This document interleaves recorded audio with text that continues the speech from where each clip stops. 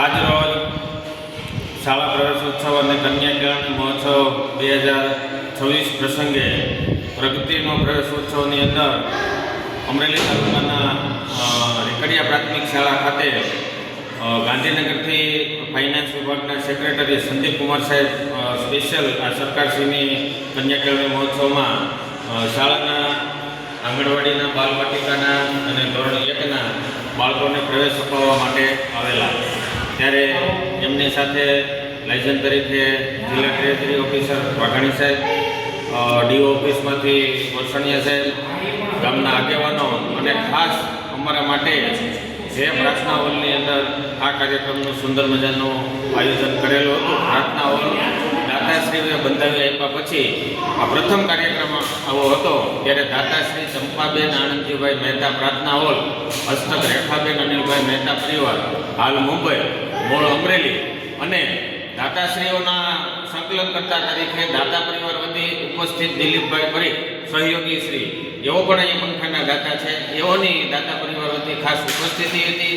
ત્યારે રેકડિયા પ્રાથમિક શાળા પરિવાર, એસએમસી, ગ્રામ પંચાયત વતી અધિકારીઓના સ્વાગત સન્માન અને અભિવાદનની સાથે ગાંધીનગરથી પધારેલા સચિવ સાહેબના વરદ હસ્તે અમારી લાગણી અને માગણીને માન આપી અને મંચસ્થ મહાનુભાવોએ ગોટાળા પરિવાર તેમજ મહેતા પરિવારના પ્રતિનિધિ તરીકે જે દિલીપભાઈ પરીખ ઉપસ્થિત રહ્યા હતા, એમનું ભવ્ય સ્વાગત સન્માન અને અભિવાદન કર્યું. એ અમારા માટે ગૌરવની વાત હતી.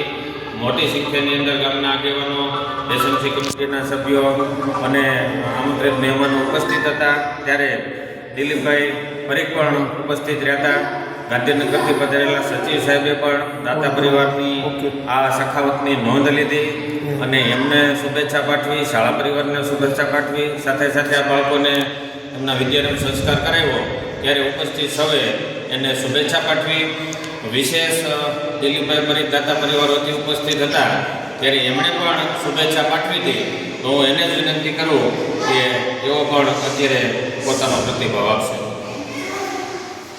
તારીખ 23/6/2026 મંગળવાર, એટલે રીકડિયા ગામમાં એક પ્રાથમિક શાળામાં જે વિવિધ કાર્યક્રમ હતો એનો શાળા પ્રવેશ ઉત્સવ ને બધું હતો, એટલે એ દિવસ ખરેખર સુવર્ણ દિવસ તરીકે લેખાશે.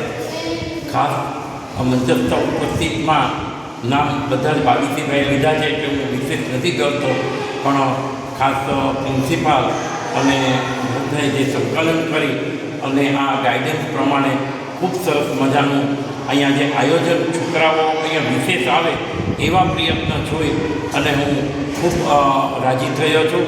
સાથોસાથ દાતા પરિવાર જે પણ કંઈ કર્યું છે એમણે કર્યું છે, છતાં માને અનુલક્ષીને એ જે ધ્યાન રાખ્યું છે જે આ હોલ કરવામાં, એમનું સન્માન એણે સ્કૂલ તરફથી મને આપ્યું, એ માટે હું એમનો પણ અંતઃકરણપૂર્વક આભાર માનું છું. અને ખાસ હું વિનંતી કરું છું કે ગામના ઘણા પ્રતિષ્ઠિત વ્યક્તિઓ અહીંયા સાથે છે, તો એમાં ખાસ તો ભાવેશભાઈ કરીને સાવળિયા જે છે એ અમેરિકા છે, તો એમને પણ વિનંતી કરું કે મુંબઈ સ્થિત હોય એવા જેમનો જન્મ પણ અહીંયા ન હોય એવા અમારા વણિક પરિવારના રેખાબેન જે છે એ અનિલભાઈ, રેખાબેન તો અમરેલીમાં જન્માયો હતો, અનિલભાઈનો કદાચ હોઈ શકે, પણ તેઓ છેલ્લા 60-70 વર્ષથી તો અમરેલીમાં નથી. તો એવા ગોટાળા અને મહેતા પરિવાર તરફથી લાગણીથી અહીંયા શિક્ષણ પ્રત્યે પ્રદાન કરતા હોય તો ગામની પણ નૈતિક આપણી ફરજ છે કે આપણે કંઈક એમાં યોગદાન આપણે શિક્ષણને લગતું હોય તેમાં આપો, એવી હું બે હાથ જોડીને આપને વિનંતી કરું છું. અને ખાસ તો આ સંસ્કારનું બીજ રોપનાર અમારા છગનભાઈ કેણવિયા સાહેબ જે છે એ પણ કદાચ આપણા સંપર્કમાં હશે એવું હું માનું છું. તો પ્રૌઢ સ્કૂલના પૂર્વ શિક્ષક હતા, એના સંસ્કારનું સિંચન લઈ અને અમે આગળ વધ્યા છીએ. તો એનો એક જ ધ્યેય હતો કે લોકોને કંઈ ને કંઈ ઉપયોગી થાવ અને મદદ કરો તો પ્રભુ રાજી થશે, એવો એનો ધ્યેય છે. તો એને અનુલક્ષીને અમે આ કાર્ય કરીએ છીએ. તો એ સંસ્થાનું બીજ રોજગાર અમારા છગનભાઈને પણ હું વંદન કરું છું.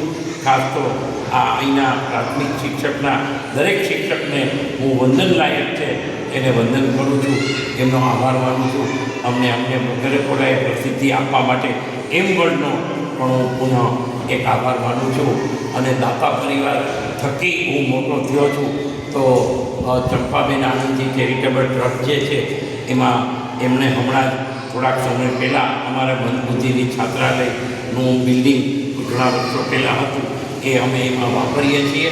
એમાં રેખાબેન દર મહિને અમને 3000 રૂપિયા જેવી સખાવત આપે છે. તો પુનઃ એ વાતને દોહરાવતો નથી, પણ રેખાબેનની લાગણી માટે ગામ વતી સમસ્ત, કારણ કે ગામનો પ્રશ્ન હતો, પ્રાથમિક શાળાનો પ્રશ્ન હતો, એ બધા વતી હું એમને વંદન કરું છું. ખૂબ ખૂબ આભાર.